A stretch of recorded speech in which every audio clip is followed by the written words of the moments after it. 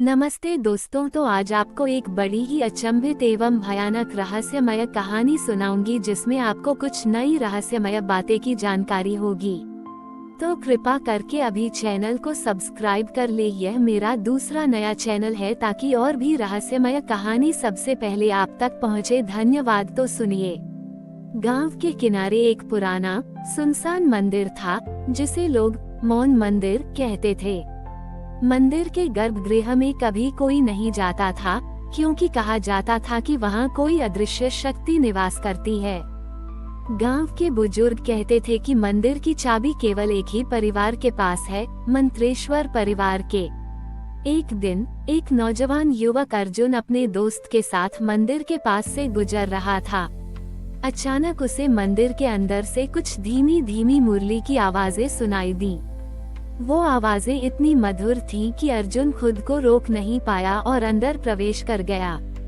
मंदिर के अंदर अर्जुन ने एक पुरानी लकड़ी की पेटी देखी। उसमें कई पांडुलिपियां थीं, जिनमें गुप्त मंत्र और प्राचीन विधियां लिखी थीं।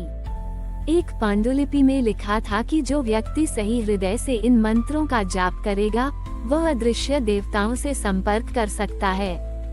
अर्जुन ने मंत्र जाप शुरू किया, परंतु हर मंत्र एक रहस्य था।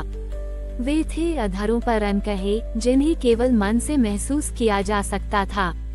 जैसे जैसे अर्जुन मंत्रों का जाप करता गया, मंदिर में एक दिव्य रोशनी फैलने लगी। जैसे जैसे अर्जुन ने अधरों पर अनकहे मंत्रों का जाप जारी रखा, मंदिर की दीवारें जैसे जीवंत हो उठी। प्राचीन चित्रों से हल्की हल्की रोशनी फूटने लगी और हवा में एक मधुर सुगंध फैल गई। अर्जुन के मन में एक अद्भुत शांति और शक्ति का अनुभव होने लगा। अचानक मंदिर के गर्भगृह में एक स्वच्छ आवाज गूंजी, हे अर्जुन, तुम्हारा हृदय शुद्ध है, इसलिए तुम हमारे पास आ सके। हम तुम्हें एक गुप्त ज्ञान देंगे जो मानवता के कल्याण के लिए अत्यंत महत्वपूर्ण है। वह आवाज एक दिव्य प्रकाश के साथ एक नई पांडुलिपि प्रकट हुई। पांडुलिपि में लिखा था कि यह ज्ञान धर्म और समय के संतुलन का सूत्र है, जो पृथ्वी पर अमरता और समृद्धि ला सकता है। लेकिन देवताओं ने अर्जुन को एक परीक्षा भी दी। तुम्हें 3 दिव्य बाधाओं को पार करना होगा, तभी यह ज्ञान पूरी तरह से तुम्हारा होगा। पहली बाधा, सत्य की नदी। अर्जुन को एक ऐसी नदी पार करनी थी जिसका जल हर झूठ को पकड़ लेता था। अगर कोई झूठ बोले या मन में छल रखे तो वह जल उसे बहा ले जाता। अर्जुन ने अपने हृदय की गहराई से खुद को साफ किया और बिना किसी भ्रम के नदी पार की। दूसरी बाधा, अंधकार का वलय। उसके बाद अर्जुन को एक गहरे अंधकार में जाना पड़ा जहां कोई प्रकाश नहीं था। इस अंधकार में केवल विश्वास की लौ जलती थी। अर्जुन ने अपनी आस्था को जलाकर अंधकार के बीच से गुजर गया। तीसरी बाधा, समय का पहरुआ। अंत में अर्जुन का सामना हुआ समय के पहरेदार से, जो हर कदम पर सवाल करता था, क्या तुम वास्तव में इस ज्ञान के लिए योग्य हो? क्या तुम्हारा मन सच में निर्मल है? अर्जुन ने शांत चित्त से जवाब दिया, मैं इस ज्ञान को केवल मानवता के कल्याण के लिए चाहता हूँ। 3 बाधाओं को पार करने के बाद अर्जुन को दिव्य ज्ञान प्राप्त हुआ, जिससे वह मानवता को नई दिशा दे सकता था। उसने गांव लौटकर सभी को सत्य, प्रेम और धर्म के मार्ग पर चलने की प्रेरणा दी। अर्जुन जब अपने गांव वापस पहुंचा, तो उसके हाथ में दिव्य ज्ञान की पांडुलिपि थी। गांव के लोग उसकी उपस्थिति से चकित थे, क्योंकि वह पहले की तरह नहीं दिखता था। उसकी आंखों में एक नई चमक और उसकी वाणी में अनोखी सच्चाई थी। अर्जुन ने गांव में धर्म, सत्य और प्रेम का संदेश फैलाना शुरू किया। उसने लोगों को बताया कि कैसे समय और धर्म का संतुलन मानव जीवन को सफल बना सकता है। धीरे धीरे गांव में बदलाव आने लगा। लोग एक दूसरे के प्रति सहिष्णु और दयालु होने लगे। लेकिन हर अच्छे काम के साथ चुनौतियां भी आती हैं। गांव के बाहर एक अंधकार में शक्ति जागृत हो गई, जो इस नए प्रकाश को बुझाना चाहती थी। अर्जुन को फिर से अपने ज्ञान और विश्वास की परीक्षा देनी पड़ी। अर्जुन को अपने पुराने मित्रों के अलावा कुछ नए साथी भी मिले, जो उसके मिशन में साथ देने को तैयार थे। उनमें एक ऋषि, एक योद्धा और एक गुप्त ज्ञान की धारण करने वाली कन्या भी थी। मिलकर उन्होंने अंधकार की शक्ति का सामना किया, धर्म और सत्य के जादू से उसे पराजित किया और गांव तथा आसपास के क्षेत्र में शांति और समृद्धि स्थापित की। समय बीतता गया और अर्जुन के पुत्र देवांश ने अपने पिता से वह दिव्य ज्ञान प्राप्त किया। देवांश में भी पिता जैसी ही शक्ति और समझ थी, परंतु उसकी चुनौती थी एक नया रहस्य, एक प्राचीन पांडुलिपि जिसे अर्जुन ने कभी पढ़ा नहीं था। देवांश ने वह पांडुलिपि खोली जिसमें लिखा था, जब 3 चंद्र एक साथ चमकेंगे तब खुलेगा समय का द्वार। ये पांडुलिपि एक नई यात्रा का संकेत थी, जो काल, धर्म और ब्रह्मांड के गहरे रहस्यों से जुड़ी थी। देवांश ने अपनी टीम के साथ उस द्वार की खोज शुरू की। ये द्वार था एक गुप्त स्थान पर, जहां समय और वास्तविकता के नियम बदलते थे। उनकी यात्रा में नए साथी, प्राचीन देवताओं के रहस्यमय संकेत और कठिन परीक्षाएं थीं। काल द्वार के पास देवांश का सामना हुआ समय के पहरेदारों से, अदृश्य शक्तियां जो समय के प्रवाह को नियंत्रित करती थीं। उन्होंने देवांश से पूछा, क्या तुम तैयार हो इस रहस्य को संभालने के लिए? देवांश ने अपने पिता के ज्ञान और अपने हृदय की सच्चाई से पहरेदारों को जवाब दिया। इस उत्तर ने समय के द्वार को खोला और देवांश को एक नई ऊर्जा से भर दिया। यह ऊर्जा थी धर्म और समय के अनंत संगम की। काल द्वार पार करते ही देवांश और उसके साथियों ने एक अनोखी दुनिया देखी, जहां समय की गति स्थिर नहीं थी और हर पल नए रंगों और ध्वनियों में बदलता था। ये दुनिया थी कालसंधि, समय के टकराव का वह बिंदु जहां अतीत, वर्तमान और भविष्य एक साथ मिलते थे। कालसंधि में देवांश ने मुलाकात की उन भविष्यद्वक्ताओं से, जो समय के प्रवाह को देखकर संसार के संतुलन को बनाए रखते थे। उन्होंने देवांश को बताया कि यदि कालद्वार सही तरीके से न खोला गया, तो ये संसार के विनाश का कारण बन सकता है। देवांश ने पाया कि कालद्वार को नियंत्रित करने के लिए एक धर्म संतुलन सूत्र चाहिए, जो सिर्फ अत्यंत शुद्ध हृदय और ज्ञान वाले व्यक्ति ही पा सकते हैं। ये सूत्र था सभी तत्वों, धूप, जल, अग्नि, वायु और आकाश का मिलन। देवांश को अंतिम परीक्षा देनी थी, अपने मन, शरीर और आत्मा को पूरी तरह से एकाकार कर धर्म संतुलन सूत्र को प्राप्त करना। इस परीक्षा में वह न केवल अपने आप से बल्कि समय के स्वयं से भी टकराया। परीक्षा सफल होने पर देवांश ने कालद्वार को स्थिर किया और एक नया युग शुरू किया, जहां धर्म और समय का मेल मानवता को नई दिशा और ऊर्जा देने लगा। गांव और समूचा संसार एक नए प्रकाश में नहाया। देवांश के सफल प्रयास से नया युग शुरू हुआ, जिसे लोग धर्म युग के नाम से जानने लगे। ये युग था शांति, समृद्धि और आध्यात्मिक जागृति का। गांव के लोग खुशहाल थे, प्रकृति भी खिली खिली लग रही थी।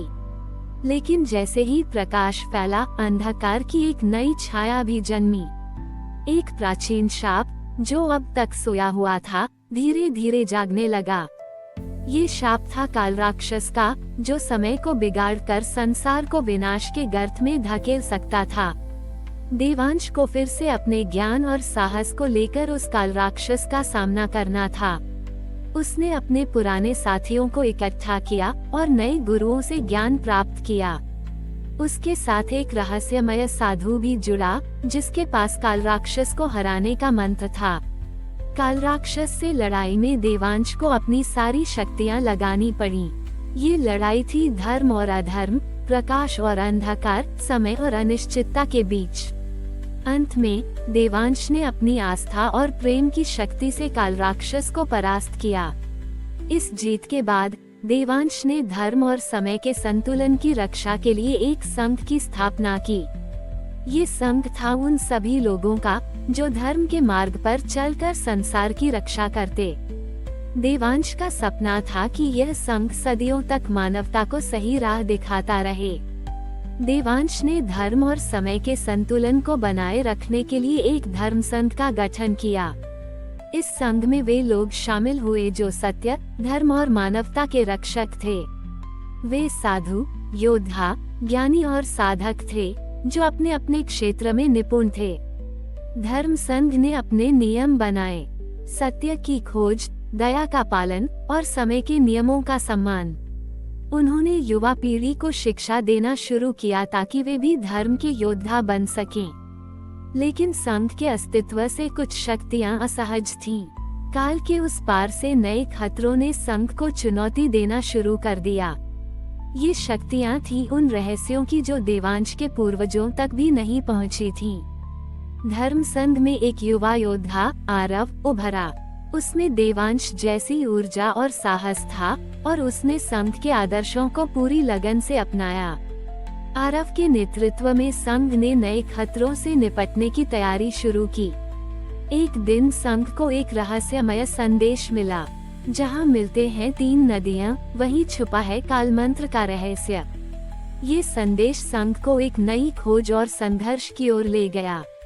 आरव और धर्म संघ के साथी उस रहस्यमय संदेश के अनुसार 3 नदियों के संगम की खोज में निकले। ये संगम था पवित्र और शक्तिशाली गंगा, यमुना और सरस्वती का मिला हुआ स्थान। यहाँ छुपा था कालमंत्र का रहस्य जो समय और धर्म की गूढ़ता को खोल सकता था। संगम स्थल पर पहुंचकर संघ के सदस्यों ने अनेक परीक्षाएं देखीं, धार्मिक, मानसिक और शारीरिक चुनौतियां जो उन्हें उनके धर्म और विश्वास की परीक्षा देती थीं। आरव ने अपनी सूझबूझ और साहस से इन सभी को पार किया। अंततः 3 नदियों के संगम में एक गुप्त गुफा मिली जिसमें कालमंत्र की पत्थरीली पुस्तक थी। इस मंत्र में था समय को नियंत्रित करने की शक्ति, लेकिन साथ ही उसकी बड़ी जिम्मेदारी भी।